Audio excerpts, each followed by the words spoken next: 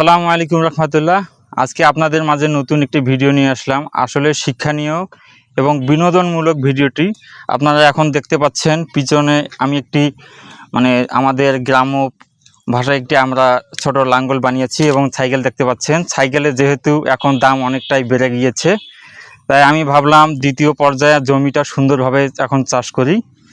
আসলে মূলত শিক্ষণীয় বিষয়ের মধ্যে আরও কয়েকটি বিষয় আপনাদের সঙ্গে কথা হবে। আপনারা দেখতেই থাকুন আমার এই চাষ পদ্ধতিতে। এখন দামি সাইকেল দিয়ে চাষ করলে আরও চাষটা ভালো হবে। এখন দেখতেই পাচ্ছেন সুন্দরভাবে আমি চাষ করতেছি। মূলত কথা হচ্ছে বর্তমান বাংলাদেশে শহরের দিকে যদি কথা বলি, শহর অঞ্চলে বেশিরভাগ দেখা যায় অনেক বাচ্চারা স্কুলে যেতে গেলে তারপর আপনার বিশেষ করে ড্রেন এবং নর্দমা ডোবায় অনেক বাচ্চারা পড়ে মারা যায়। আসলে অসচেতনতার কারণেই এমনটি হয়। ফ্ল্যাট বাসায় বাথরুমের মধ্যে অতিরিক্ত পানি বালতির মধ্যে থাকে, যার কারণে অনেক সময় দেখা যায় বাচ্চারা ডুবে মারা যায়। সেটি একটি বিষয়। আপনারা যদি আমি যেহেতু একটা সাইকেল নিয়েছি, অনেকে বিনোদন মনে করতে পারেন, সেটা অবশ্যই ভালো লাগবে, ফান।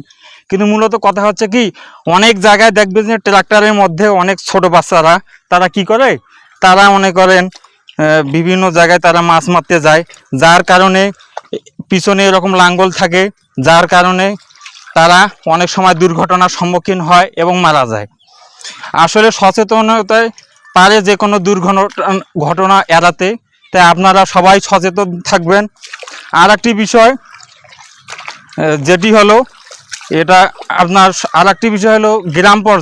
গ্রাম পর্যায়ে অনেক বাচ্চারা একসঙ্গে নদীতে ডোবাতে বা আরও তারা এনজয় করার জন্য বিভিন্ন তারা যেখানে জলাশয় আছে তারা সেখানে যায়। তারা সেখানে যাওয়ার পরে একসঙ্গে গোসল করে। অনেকে তো সাঁতার জানে না, যার কারণে হয় কি তারা দুর্ঘটনার সম্মুখীন হয়, অনেক সময় পুকুর বা ডোবাতে এরকম পরে মারা যায়। তাই আপনারা সবাই সচেতন থাকবেন। নিজ বাচ্চাদেরকে আপনারা সব সময় খেয়াল খবর রাখবেন, তারা কোথায় যাচ্ছে, কিভাবে চলাফেরা করতেছে, এ টু জেড সব কিছুই। যার কারণে আসলে এই কথাগুলো বলার কারণেই আজকে ভাবলাম, যেহেতু সাইকেলের দাম বেড়েছে, তাই সাইকেল দিয়ে একটু সুন্দরভাবে দ্বিতীয় পর্যায়ে একটু জমিটা চাষ করে নেই।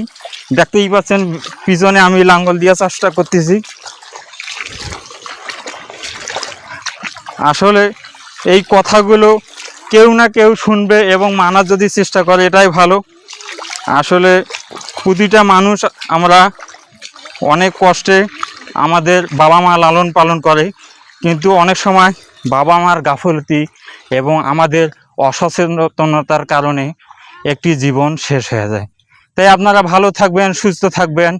দেখা হবে অন্য কোনো ভিডিওতে, অন্য কোনো বিষয় নিয়ে। আসসালামু আলাইকুম রহমতুল্লাহ।